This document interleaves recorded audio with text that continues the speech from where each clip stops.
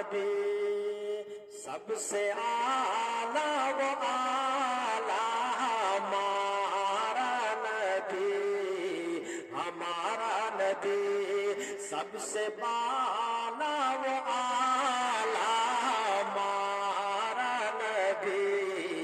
ہمارا نبی اللہ آقا کریم صلی اللہ تعالیٰ علیہ وسلم حضرت حلیمہ سعدیہ کے گھر میں لیٹے ہوئے ہیں. حضرت حلیمہ سعدیہ رات کے پہر تھا. حضرت حلیمہ سعدیہ نے محمد صلی اللہ تعالیٰ علیہ وسلم کو بستر مبارک پر لیٹا دیتی ہے اور لیٹانے کے بعد کچھ کام کرنے میں مشغول ہو جاتی ہے. اتنے ہی دیر میں حضرت حلیمہ سعدیہ آتی ہے اور دیکھتی ہے. اس کے دل میں یہ خیال پیدا ہوتا ہے کہ میں جا کر دیکھتی ہوں محمد سو رہے ہیں کہ جاگ رہے ہیں, محمد نیند میں محمد سو رہے ہیں کہ جاگ رہے ہیں. اے میرے دوستوں واقعہ سماعت کرتے چلے جاؤ. اب حضرت حلیمہ سعدیہ آتی ہے تو کیا منظر دیکھتی ہے. چاند حضرت حلیمہ سعدیہ آسمان کی طرف نگاہیں اٹھاتی ہے تو کیا دیکھتی ہے کہ چاند اس طرف سے اس طرف جا رہا ہے, چاند ادھر سے ادھر جا رہا ہے.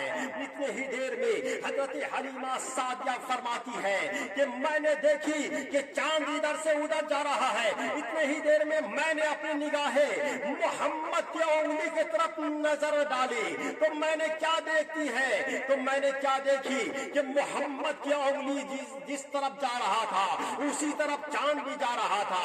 محمد کی انگلی دائیں طرف جا رہی تھی تو چاند بھی دائیں طرف جا رہا تھا. محمد کی انگلی پایتانے کی طرف جا رہے تھے تو چاند بھی پایتانے کی طرف جا رہے تھے. اللہ میرے نبی کریم صلی اللہ تعالیٰ علیہ وسلم کا بچپنا کا عالم ہے. اتنے ہی دیر میں حضرت حلیمہ نے یہ سارا ماجرا دیکھنے کے بعد تعجب میں پڑ جاتے ہیں. حضرت محترم کچھ دن گزرنے کے بعد کچھ مہینہ گزرنے کے بعد حضرت حلیمہ سعدیہ کے بیٹے حضرت عبداللہ جو جنگل میں بکریاں لے کر کے جاتے تھے, روزانہ بکریاں چرانے کے لیے جنگل میں لے جایا کرتے تھے. اتنے ہی دیر کے بعد حضرت محمد صلی اللہ تعالیٰ علیہ وسلم حضرت حلیمہ سعدیہ سے فرمانے لگے امی جان میرے بھائی عبداللہ روزانہ کہاں چلے جاتے ہیں, کہاں بکریاں کو لے کر کہاں چلے جاتے ہیں. حضرت حلیمہ سعدیہ فرماتی ہے اے محمد عبداللہ روزانہ جنگل میں بکریاں لے کر کے چلے جاتے ہیں چرانے کے لیے, تم مت جانا.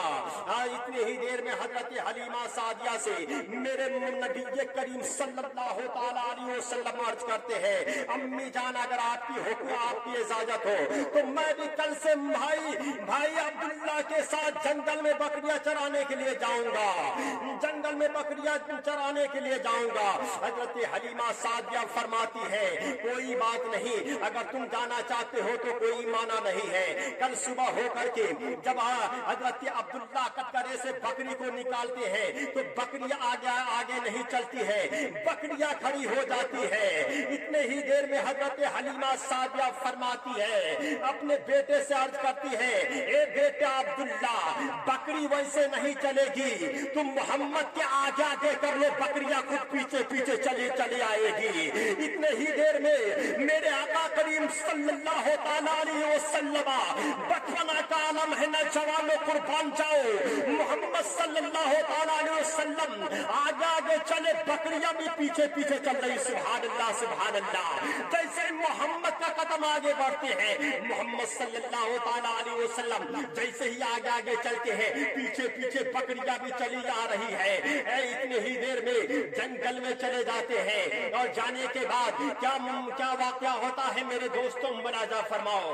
میرے نبی کریم صلی اللہ تعالیٰ علیہ وسلم سخت پتھروں پر جب پاؤں رکھتے ہیں تو پاؤں کے نشانے پڑ جاتے ہیں اور جس جہاں پر جو پیڑ تھے اس کا سایہ میرے نبی کریم صلی اللہ تعالیٰ علیہ وسلم کے سامنے آ جاتے ہیں.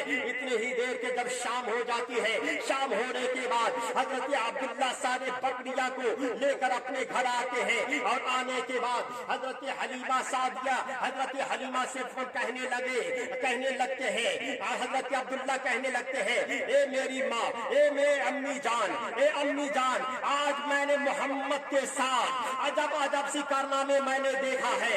حضرت حلیمہ فرماتی ہے, تم نے محمد کے ساتھ کیا کیا دیکھے ہو؟ اتنے ہی دیر کے بعد کہتی امی جان, میں نے یہ دیکھا ہے کہ محمد سخت پتھروں پر جب قدم رکھتے تھے تو قدم کے نشانے پڑ جاتے تھے.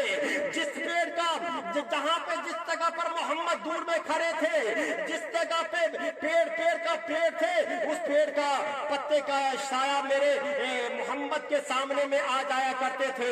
اتنا ہی سننا تھا.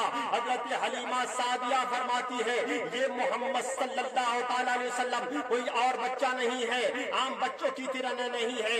آئیے حضرات محترم, میں کچھ عرض کرنے سے پہلے اعلیٰ حضرت عظیم البرکت آقا نعمت فاضل بریلوی علیہ رحمت و رضوان ارشاد فرماتے ہیں کہ سب سے اعلیٰ و اعلیٰ ہمارا نبی, کہ سب سے اعلیٰ و اعلیٰ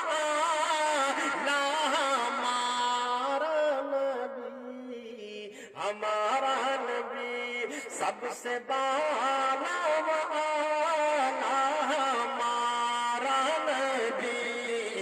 ہمارا نبی, کون دیتا ہے دینے کو چاہیے, دینے والا ہے سچا ہمارا نبی. اللہ آقا کریم صلی اللہ تعالیٰ علیہ وسلم کچھ موسمی بخار آ جاتے ہیں. میرے آقا کریم صلی اللہ تعالیٰ علیہ وسلم کچھ دنوں کے لیے حضرت عبداللہ کے ساتھ جنگل میں بکریا کے ساتھ نہیں جاتے ہیں. ایک روز کا ایسا واقعہ ہوتا ہے, حضرت عبداللہ اکیلے جنگل میں بکریا لے کر کے چلے جاتے ہیں. ایسا ایک روز حضرت عبداللہ جنگل میں بکریا لے کر اکیلے چلے جاتے ہیں, اور جانے کے بعد اس روز روتے ہوئے گھر آتے ہیں اور عرض کرنے لگتے ہیں, اے امی جان, آج عجب سی بات ہو گئی ہے. حضرت حلیمہ سعدیہ فرمانے لگی, اے بیٹے عبداللہ کیا ہوا ہے, کیوں تم رو رہے ہو؟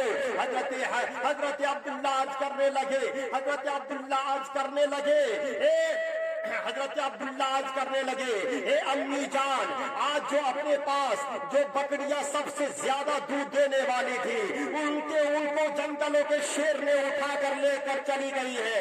ان کو جنگل کے شیروں نے اٹھا کر کے لے کے چلے گئے ہیں. اتنے ہی دیر میں میرے آقا کریم صلی اللہ تعالیٰ علیہ وسلم بستر مبارک سے اٹھ کر یہ سارا واقعہ سننے لگتے ہیں, اور اتنے ہی دیر کے بعد میرے آقا کریم صلی اللہ تعالیٰ علیہ وسلم نے حضرت حلیمہ سعدیہ سے کہنے لگے, اے امی جان, اگرچہ آپ کی حکومت ہو تو میں جا سکتا ہوں. اتنے ہی دیر کے بعد آقا کریم صلی اللہ تعالیٰ علیہ وسلم آگے چل رہے ہیں, اور ان کے پیچھے حضرت حلیمہ سعدیہ بھی چلی جا رہی ہے. اتنے ہی دیر میں کیا دیکھتے ہیں, جنگل کے تمام شیر درندے پرندے, جنگل کے تمام شیروں نے بکریا کو کھائے نہیں تھے, بلکہ بکری کو پکڑ کر رکھے ہوئے تھے, بکریاں کو اپنے ہی پاس رکھے ہوئے تھے کہ ہو سکتا اسی بہانے سے بکریا چھوڑانے کے لیے محمد ہی آئیں گے. اتنے ہی دیر میں یہاں جیسے ہی محمد نبی کریم صلی اللہ تعالی علیہ وسلم جنگل میں قدم دیتے ہیں اور دیکھتے ہیں اور کہنے لگتے ہیں, اے جنگل کے شیروں, تم نے میرے بکری کو کیوں اٹھا کر کے لے کر چلے گئے ہو؟ اتنے ہی دیر میں جنگل کے شیروں نے کہا, بکریا جیسے ہی دیکھتے محمد آ گئے ہیں تو بکریا کو اٹھا کر کے جنگلوں سے باہر کنارے کر دیتے ہیں, اور بکریا صحیح سلامت چلی آتی ہے. تو جنگل کو شیروں سے میرے نبی کریم صلی اللہ تعالی علیہ وسلم सामने कहने लगे, तुम्हारी इतनी हिम्मत थी कि मेरे बकरी को तुमने उठा करके यहाँ से लेके चले गए हो। लेकिन जंगलों के शेरों ने कहने लगे, या रसूल अल्लाह, आप मुसलसल 2-3 रोज से आपने जंगल में नहीं आए, इसलिए आपका दीदार नहीं हुआ था। इसलिए मैंने अपने में आपस में हम लोगों ने आपस में मीटिंग की थी कि मोहम्मद के बकरी को उठा कर ले आओगे, मोहम्मद के बकरी का अगर उठा करके ले आओगे तो छुड़ाने के लिए मोहम्मद जरूर आएंगे। इतने ही देर में आपका दीदार हो गया। या रसूल अल्लाह, आपका 3 दिन से मेरी नजर नहीं आई, आपका दीदार हो गया।